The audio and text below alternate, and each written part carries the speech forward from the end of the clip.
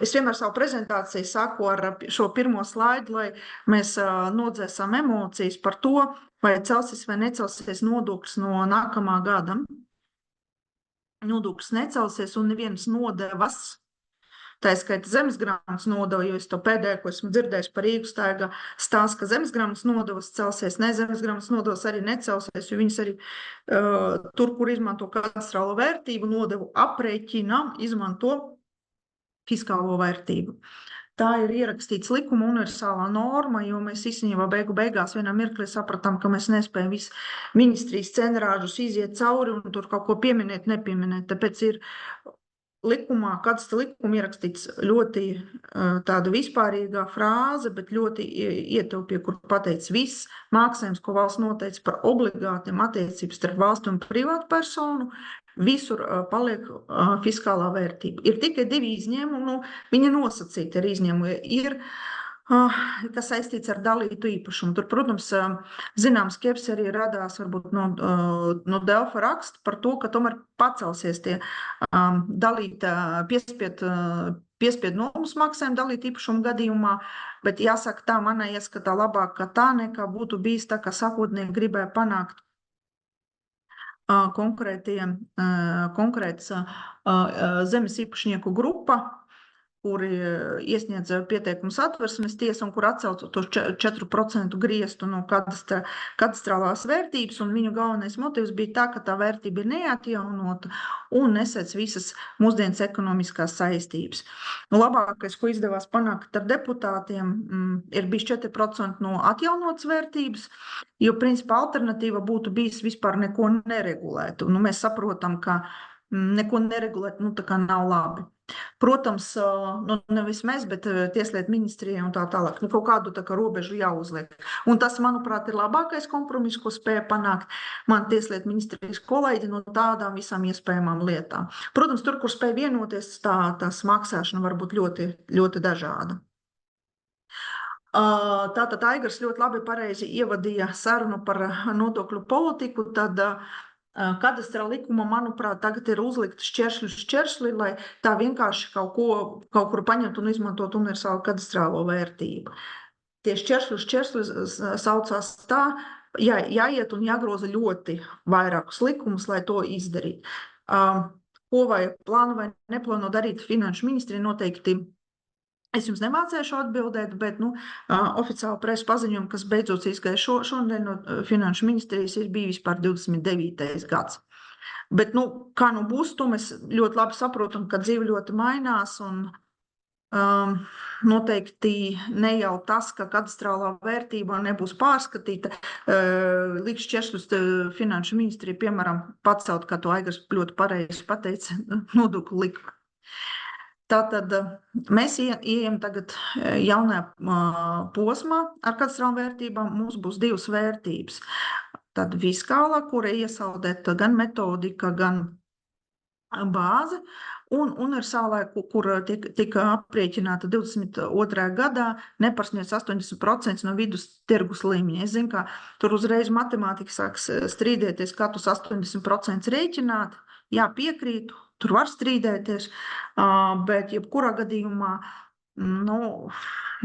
pateikt, ka tie 80% nav piemēroti vai 80% vienkārši no katras kadastrālās vērtības visticamāk, tā kā nebūtu pareizi darīt tāda.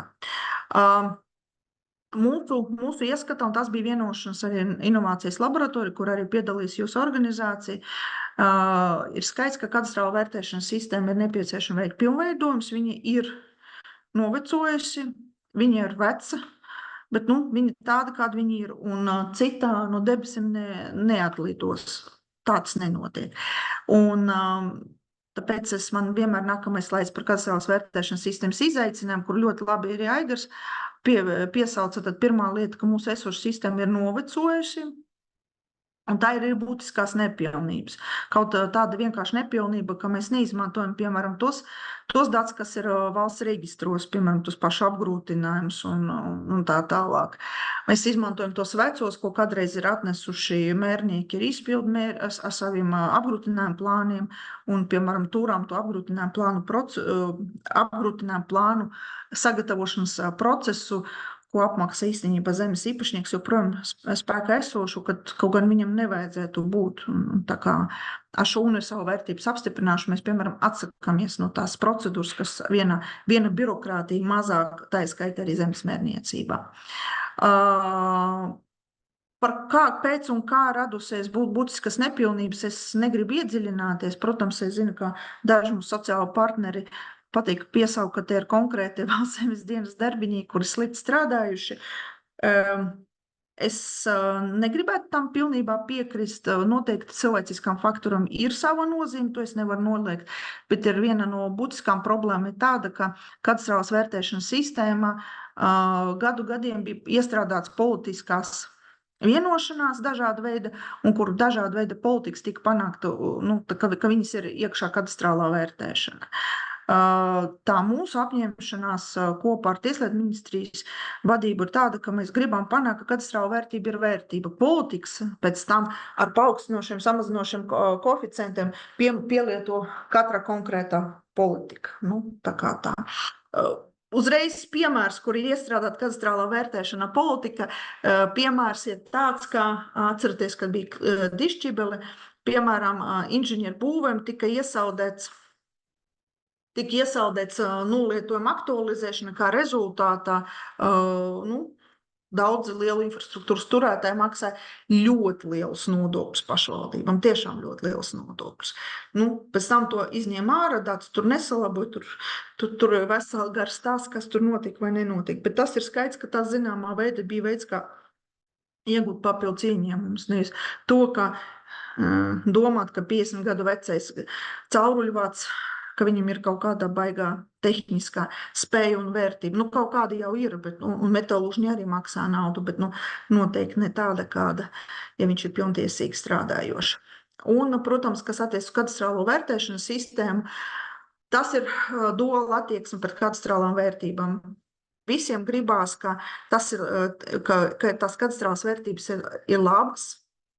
Protams, mums šķiet, ka kaimiņu īpašums ir dārgāks un viņš ir bagātāks, viņš ir pelnījis maksāt mazāk nodokļu, bet, kas attiec uz mani personiski, es nerunāju par sevi, bet runājot kopumā par sabiedrību attieksmi, ir labas katastrālas vērtības, ko rezultātu man nekas nemaiņas vai samazinās nodokļus. Bet vērtība ir tikai daļa, nodokļus nav ierēķināts vērtību politikā.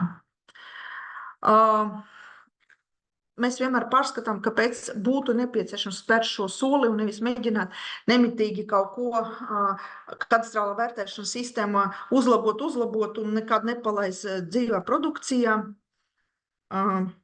Mēs atkal uzskatām, ka to vajag darīt, un te ir trīs lietas. Pirmkārt, tas ir tirgus situācija atbilstoši katastrālās vērtības. Tas nodara visdažādākos procesus, piemēram, mēs ik pa laikam taisam apkopojumu, cik maksā iesaldēts sakarā ar sankcijām, sakarā ar Ukrainas karu īpašumi, vai ne? Tad viņam, protams, ir pavisam savādāka vērtība pa šo laiku ir palikusi, nekas nav tā, ka bija 12. gadā. Tā ir vienā sadaļā, bet mēs arī redzam arī pieprasījums no dažādām gan starptautiskām organizācijām, gan arī visāds citos procesos, ko to tomēr vērtību izmanto kaut kādām vispārīgām analīzēm. Protams, ja tā analīze balstās kādu 12 gadu veco situāciju, viņa nav laba. Protams, katastrālas vērtēšanas sistēma ir nepilnības, bet kopsakarā viņi krietni labāk pašlaik atspoguļos jaunā vērtību bāze, atspoguļos īpašumu vērtību nekā tā, kas ir 12 gadu vecāka. Spērot šo soli, mēs arī īstenībā ļoti nokoncentrējamies uz birokrātijas samazināšanu, administratīvas slogu samazināšanu, un pateicoties tā, mēs atteiksimies faktiski no apgrūtinājuma plānu tāds izgatavošana. Es domāju, ka tie vairāki jūs kā nekustam īpašumu starpnieki zinat, kad grib uzmērīt zemes gabalu, tad jāsagatavo arī apgrūtinājuma plāns, un kaut kas mainās, atkal jāsagatavo apgrūtinājuma plāns, tu taisi mērnīgs, par to jāmaksā. Mēs atsakamies no šīs prasības, dati automatiski katrā kadastrā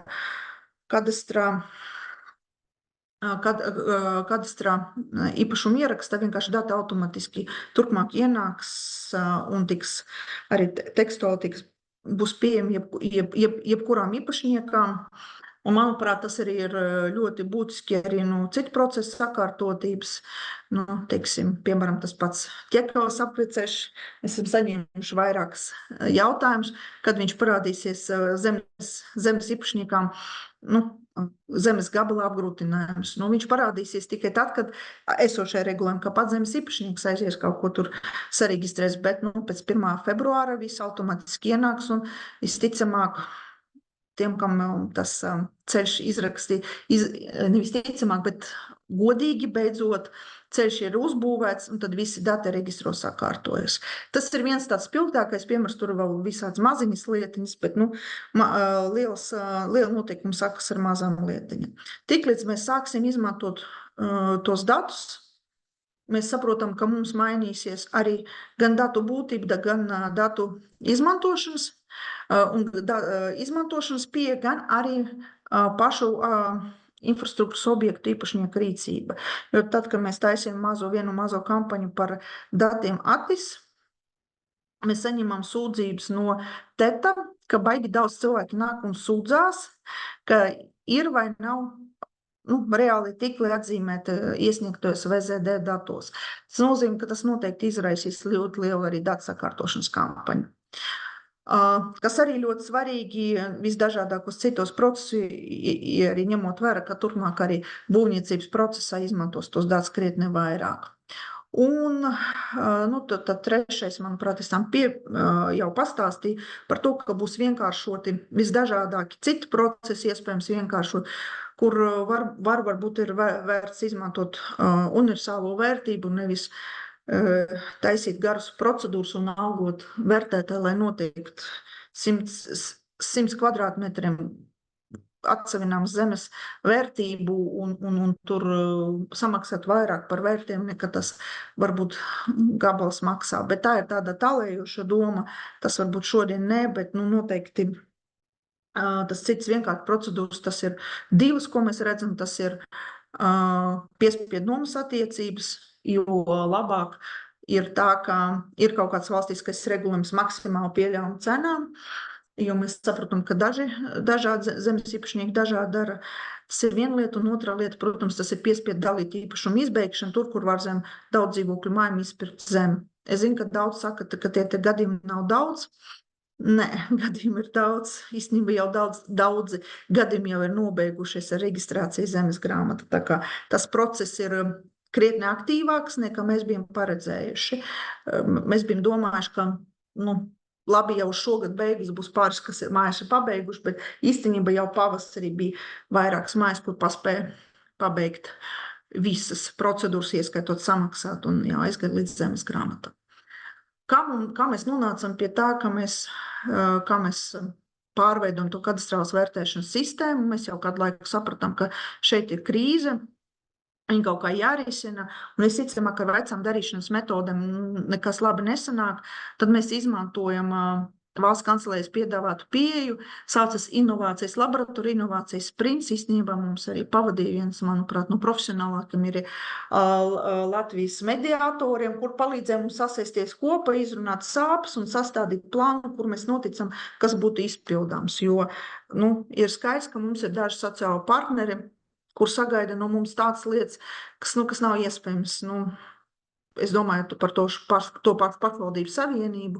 Nevar pusgadu atrisināt problēmas, kur krājušies sistēma 10 gadu, un noteikti arī sistēmas problēmas nav veidojuši viens kaut kāds konkrēts ierēģis vai 2 ierēģi valsts zemes dienas, tad tas visticamāk kaut kas vairāk nekā tas, ja tas būtu tik viena vai 2 cilvēku problemātika, sen būtu atrisināts. Es ticu, ka visi iepriekšēji ģenerāldirektori arī mēģināja kaut ko darīt. Un tad mums bija tāds dizaina sprints ar ļoti daudzām sarunām, diezgan intensīvām. Mēs esam salikuši visas lietas, ko mums vajadzētu izdarīt, sarindojam pēc prioritātiem un pēc tam kopā beigās sadalījam 3 daļās, ņemot vērā gan pieejamu laiku, gan resursu. Jo jāsaprot arī vēl vienu lietu, kā vērtēšanas sistēmā Latvijā pastāv, bet viņa ir ļoti veca, viņa kā būvēta 90. gados, gan ar zemesdienas procesiem, gan ar IT rīkiem. Viņa nav baigi daudz guldīts vai pārsvarā guldīts tādā veidā, kā taisīt ielapu uz ielapiem, un tad, tas arī izskatās, daži risinājumi tā arī izskatās, ka daži Rīgas ielas, kur viens ielaps pie otra, un kaut kā tas ir, funkcionē un izskatās tā, ka tas izskatās.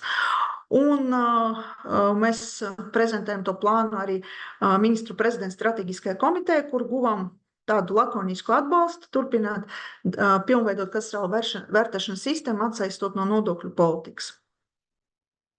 Sagatavojam informatīvo ziņumu, kas ir iesniegts ministru kabinetu un tur guļ, un 25. gada sākumus bija daudz intensīvas grupas, kur mēs gājām ar kaut kādiem konkrētiem problēmām vai problemātikām. Pārsvarā tas problēmas un problemātika bija saistīts ar datu iegūšanu, dažādu veidu administratīvu procedūru vienkāršošanu un varbūt veco āžu kā izvākšanu no tā, kas ir bijis. Un tiešām tas bija ļoti intensīvs. Uzreiz gribu pateikt, visticamāk, jūs esat dzirdējuši Latvijas īpašumu vērtētāju asociācijas dažādu veidu pārmetumus. Viņi tiešām sakotnēji 25. gada sākumu ļoti iesaisties, bet pēc tam saprotu, ka tas darbs, ko mēs kopā darām, un mēs tiešām gribējam gan viņam parādīt, izstāstīt, uzklausīt padomus. Nevis tās padomas, ka ir slikti, bet mums ir varianti. Nevar būt, ka neviens piedāvātais variants nav labs, tad varbūt ir kāds cits labāks, vai ne? Bet mums, diemžēl, tā sadarbība nedaudz pārtraucas tā nemirkli, kad viņi sāk pieprasīt, kā mēs maksājam viņam ekspertiem par katru pavadītu stundu darba grupām. Tā kā tā. Tāpēc, zināmā veidā, mēs teicam, ka mēs to nedarīsim, jo tad mums būtu visam sabiedriskam organizācijām jāmaksā, un tad tā ir baigi interesanta situācija, un tad mums arī nav tam naudas, mums īstenībā šo sistēmu jāpilnveido. Jā, tā mēs esam strādājuši to katastrālas vērtēšanas sistēmas pilnveidi, tad šeit neliels grafiks, kur parādās cenu indeks pret 12. gadu. Es saprotu, ja mēs ņemtu šaurākas nekustamā īpašumu kaut kāds objektu grupas vai segments, mēs noteikti panāktu varbūt dažādas cenu indeks, tas ir kopējs grozs, bet jebkurā gadījumā skaidrs, ka visas cenas ir pieaugušas. Un tiepaši mēs saprotam, ka Covid laika mums arī vēl te uzdarbojas un Ukrainas kara sākšanas laika uzdarbojas nenormāla inflācija. Tā kā skaidrs, ka visas cenas ir augušas un diezgan būtiski. Protams, tas cenas nav augušas visus šos tirgu segmentus vienādi. Te arī vēl viens tāds neliels izgriezums no Valsts zemes dienas sagatavots infografiks. Es vēlreiz saku, te ir ļoti vidēja temperatūra slimnīca. Es piekrītu, ka te ņems gan terapija, gan morgs, bet ar to visu vidē mēs redzam, ka kopējas cenas ir ļoti augušas cenas zemē. Vislielākais izteiktākais pieaugums ir lauksaimniecības zemēm, un es domāju, ka tas arī daļai ir saistīts ar to, ka tur iegāja iekšā Altums savu finanšu instrumentu un faktiski daudz darījumu kļuvuši krietni caurspīdīgāki. Jo ko mēs arī varam pateikt no saviem datiem, tie darījumi, kur iesaistīti dažādi veidi finanšu instrumenti, un tur cipari pilnīgi savādāki. Es pilnībā piekrītu arī Līvas, tas ir vērtētā asociācija izteiktiem iebildumi par to, ka visi darījumi tā kā nav ok, kā viņi uzrādās zemes grāmatu, bet skaidrs, ka tad, kad tur parādās pa vidu banka vai kāds finanšu instruments, tie darījumi absolūti paliek caurspīdīgāki. Un tad, ko mēs redzam, mums ļoti liels pieaugums lauku zemēm, kas, manuprāt, ir divas galvenās ietekmes, gan Altums, gan arī tas, ka pārtikas cenas pēc Ukrainas kara sākuma arī pirms tam ļoti pieauga pasaulē, un tas tā rezultēs uz to, ka tā zemē kā pelnīšanas instruments krietni ātrāk atgriež naudu atpakaļ. Un to, ko mēs redzam, ka ļoti liels pieaugums daudz dzīvokļu mājas, bet ir jāsaprot, ka viņš balstās nevis uz visu tirgu kopumā, bet tieši precīzi uz jauniem projektiem. Jo cilvēki izjūtot īpaši energoresursu pieaugumu, izmaksu pieaugumu, noteikti mēs redzam, ka tomēr sāka tirgus arī skatīties uz energoefektivitātes radītājiem. Tāpat tās, kā arī savrūpmājumus, Tur arī var redzēt pa būvniecības periodiem, ka pat arī pa tirgu, pat otrreizēju tirgu tas mājas, kurš principā tautā runā sliktāk būvēja, viņu aizgāja uz leju cenas varbūt vai nemaiņas, un tur, kur ir saucamais labāk būvēja, tie bija siltāks mājas, tas viss arī atspoguļojas pirkumos. Mans apkopojums par to, ka mainīs tirgus, ir pilnībā tāds neprofesionāls, neapšaubām, jūs esat pat labāk nekā es zinat, bet tas ir tādi kopējas lielas tendences. Ko es uzreiz gribu pateikt, ka Covid laikā, faktiski no 19. gada un Covid laikā, mēs redzam, ka ļoti aktivizējās darījumi reģionos, tīpaši Vidzemē. Un faktiski tur ciparizācija saka tuvoties Rīgai, un tas visticamāk, ja salikt to, kā mainās darījumu skaits un cenas, salikt kopā ar tiem citiem statistikas pārvaldes un Latvijas bankas pārskatiem par ekonomisko aktivitāti reģionus, tad īstenībā to, ko mēs redzam, viņa ir tādā, ciešā korelācijā. Jā, un tad tiešām gribu pateikt, ka nav tā, ka tirgus ir tikai un vienīgi aktīvs Rīgā ap Rīgu. Vienīgais, ka reģionos, kā es to noprotu, pašlaik arī piedāvājums visticamāk nav tik liels, cik varbūt ir pieprasījums. Kopā runājot par šī bāzi izstrādi, kad salikumā ar sociālajiem partneriem mēs vienojamies, tas bija ar Līvu, ka mēs ņemsim visu periodu no iepriekšējas katastrālas vērtības apstiprināšanas bāzes analīzē.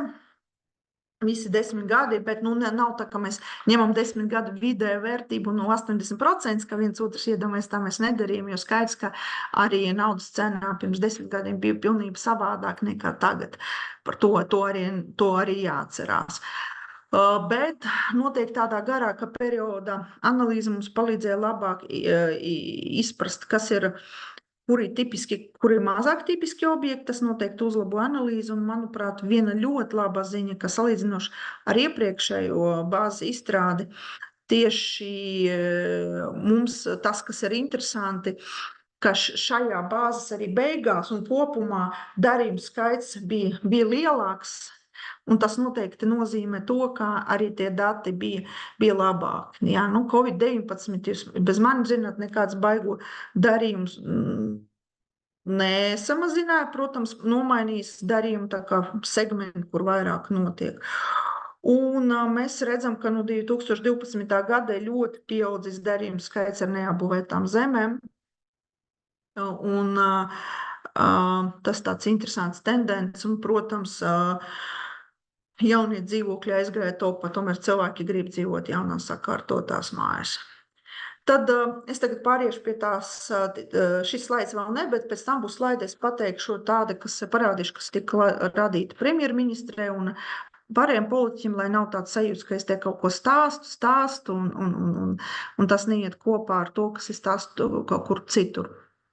Bet, ja mēs skatāmies, kas ir izdarīts 24. gadā katastrāla vērtēšanas uzlabošanā, tad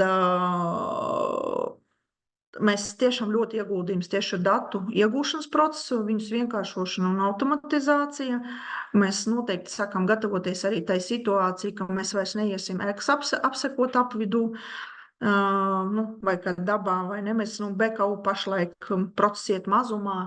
Tad viens interesants cipars 50% no ēkas datu atjaunošanas reizēm kadastrā pašlaik nāk no BIS dokumentiem. Mēs principā tiešām būtiski samazinājām savus apsekošanas.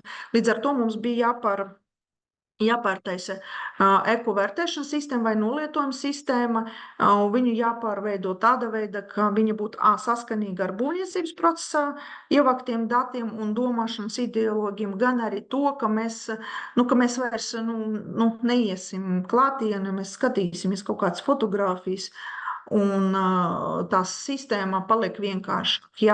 Un mēs arī novācam daudz arī dažādas formulas, jo tas ir saistīts arī ar to, kā to formulu programmēšanu, pārprogrammēšanu un uzturēšanu īstenībā ļoti liels valsts budžeta resursu, ko labāk novirzīt kaut kādām citām lietām. Mēs noteikti vairāk šajā universāla katastrāla vērtību izmantosim datus no teritoriāla plānojumiem. Tā nav ideāla sistēma, bet tas ir tā kā pakāpeniskā pārēja, kā arī zemes lietošanas mērķus, tomēr procedūras būvēs to, ka primāri balstās uz teritoriju plānošanas laika izveidotiem datiem, un pie reizes šajā pašā regulējumā mēs arī nobīdījām tālāk tiesības pašvaldībai mainīt zemes lietošanas mērķus tad gadījumos, kad viņi izsniedz būvotļauju. Jūs pašlaik zināt, ka jūs paprasat būvotļauju, tad Rīga uzreiz jums zemes gabalam nomaina lietošanas mērķi. Priekšdienām būs tā, ka viņi to drīkstēs darīt ne ātrāk, kā ir saskaņo, ir aizsaucas tā procesa. Tad, kad dabūt visu saskaņu, lai var uzsākt būvniecību, tas tāds krietni tālākais posms, nevis kā tagad, kad jūs sakat jau interesēties par būvotļauju saņemšanu. Tas, manuprāt, ir būtiskais uzlabojums arī investoriem, jo mēs nereiz vien esam saņemuši zemes dienas dažādu veidu jautājumus, skaidrojums arī no investoru puses. Un, protams, tas ir attiekšanas no apgrūtinājumu plānu sagatavošanas. Tas, manuprāt, ir ļoti būtisks arī uzlabojums. Ne tikai kadastrālā vērtēšana, bet arī kopumā valsts ir noteikta birokrātija. Mēs arī šajā periodā sasaistījām savu metodiku ar to, kurā periodā, krietni gudrāk, kurā periodā ir būvēta ēka, jo eku vērtējumu sistēmu mēs izņemam ārā šo būvniecības gadu, kā vērtējumu daļu, bet mēs viņu pārcēlam uz tiem korekcijas koeficientiem, kas saucās ar būvniecības periodu, un sākam strādāt pie informācijas pasniegšanas uzlabošanas. Mums bija krietni lielāks plāns un idejas, bet diemžēl nesanāca, jo mēs joprojām gaidām no Finanšu ministrijas apstiprinājumu tiesībai šī gada dažus atlikumus tādam speciālam politikam tērēt tā, lai mēs arī varētu smukāk attēlot gan kadastrālas vērtības, gan viņus sagatavošanas un datu analīzes fāzi un tā tālāk. Diemžēl sākam darīt pavasarī, tad, kad faktiski maijs, jūnijas mēs sākam bīdīt tas gan naudas, gan tas pārmaiņas, jo baigi ātrāk izterīt nevarēja, jo nebija kadastra likums apstiprināts, pēc skaidrs, ka par šo īso periodu daudz ko nevar izdarīt.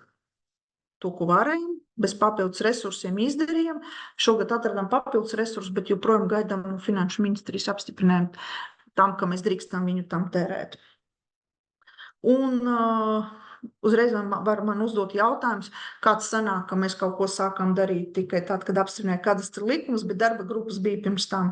To, ko var darīt, tā kā sāk bez naudas, mēs maksimāli centamies darīt arī pirms tam, bet ir skaidrs, kad Saeima apstiprināja pēdējā lasījuma kadastra likuma grozījums, tas nozīmē, ka viss beidzot var iet tā kā norunāts. Nemaz nebija arī tik vienkārši to kadastra likumu, gan arī informatīvo ziņojumu par kadastrālas vērtēšanas sistēmas uzlabojumiem. Tagad būs 3 slaidi, kas īsumā pastāsta, kas ir tā informatīvai ziņojumi un izstāsta visu mūsu ideju. Visu to plānu, ko mēs inovācijas laboratorijas salikam, mēs salikam 3 tādos blokos, 3 soļus. Darbi, kas ir darami 24. gadā, kur mēs sadalām arī vēl 3 blokos, kas ir procesa uzlabošana, administratīvas slogas samazināšana, jo skaidrs, ka budžets nav bagātīgs, ne ar kādām naudām, noteikti kadastrālā vērtēšana nav prioritāte.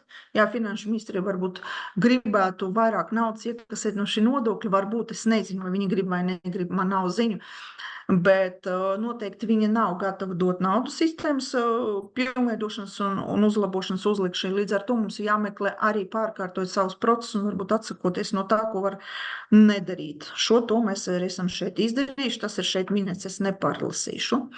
Tālāk mēs noteikti ļoti būtiski strādājam pie datu analītikas un metodikas uzlabošanas. Te ir uzlikts 3 lietas, ko mēs tā kā esam izdarījuši. Un 3, kas bija ļoti svarīgs, kadastrālas vērtēšanas caurspīdības pasākumi, bet tur, diemžēl, gan laikā trūkums, gan arī tomēr dažu budžeta pārdales lēmumu trūks. Tas ir saistīts ar to, ka mums vajadzēja vienkārši nopirkt dažas licences, lai tos datus smuki attēlotu. Publiskajā veidā mēs neesam dabūjuši, bet es no savas puses saku, tik līdz mēs dabūsim apstiprinājumu, tas ir vairāk vai mazāk maksāšanas jautājums, jo tos attēlošanas lietas mēs jau esam daudz izdarījuši paši ar savām rokām, jo mums ir arī jaunie puiši, datu analītiķi no universitātes, kur arī to smuki salika, tad mēs arī varētu ķerties klāt pie publiskošanas. Tik līdz mēs to varēsim, mēs arī sāksim papildināt arī materiālus. Bet cik mēs varējām, mēs arī noteikti izdarījām. Es uzreiz pasaku, vai man patīk, kā tiek izskaidrot un attēlot katastrālā vērtība. Es saku, nepatīk, tas ir sarežģīti, es tam piekrītu. Bet darām visu pa gabaliņiem, nogriežam vienu gabaliņu, sakārtojam, paskatāmies, kas nav sanācis, to palabojam un virzamies uz priekšu, jo vienā lielā sprādzienā neko nevar izdarīt. Tad nākamo gadu daramais plāns šeit ir sarakstīts lietas, kuras es nepārlasīšu. No manas puses es ļoti ceru, ka jaunā valsts ieņēmuma dienesta ģenerāla direktora ne tikai gatava izsūtīt citiem vēstules par to, ka viņam konta atlikumi tur bankā neiet kopā, bet tieši padalīties arī savu informāciju, jo vide jāreģistrē nomas līgumi vismaz dzīvokļiem viennozīmīgi, un tur neapšaubām ir ļoti vērtīga informācija arī katastrālas vērtības vai vērtības aprēķinām. Joprojām turpināsim nākošais gads strādāt pie informācijas attēlošanas, uzlabošanas un pasniegšanas, jo skaits tā, ka tas tika darīts līdz šim, tas tur velnskāju salauzīs. Un svarīgākais, protams, tas ir datu analītika un metodikas uzlabošana, kas būtu nākamā gada galvenā prioritāte. Ja mēs skatāmies to šī gada prioritāte, tas ir maksimāls darbs ar datiem un administratīvām procedūrām, kur varbūt nav ieguldījums sistēmās, bet ieguldījums, teiksim, atvieglot savu galdu no nevajadzīgām lietām. Tad nākamā gada prioritāte ir tieši analītika un metodika. Šī gada pilnveidojumus mēs saucam par pirmo posmu, katastrālas vērtēšanas sistēmu. 25. gada pilnveidojumus mēs saucam par otro posmu. Un trešais posms, kuram jāstājas spēkā 29. gadā, tas ir pārēj uz vienotu īpašumu vērtēšanas principiem.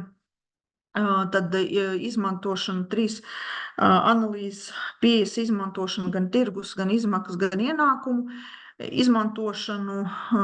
Par to mums arī tā kā viss pārmet. Uzreiz, ja jūs man uzdod par kāpēc VZD neizmanto būvizmaksas, tad es gribu pateikt tā, ka no BISA paņemot statistiku par būvizmaksām sanāk, ka privātu māju Latviju var tagad uzbūvēt par 600 eiro kvadrātmetrā. Es tam nenoticu. Es jau arī teicu, ka man kāds varētu ieteikt tik lēti, ka var uzbūvēt. Es gribu to būvnieku satikt un rīt noslēgt līgumu, jo tas tiešām ļoti, ļoti zema cena.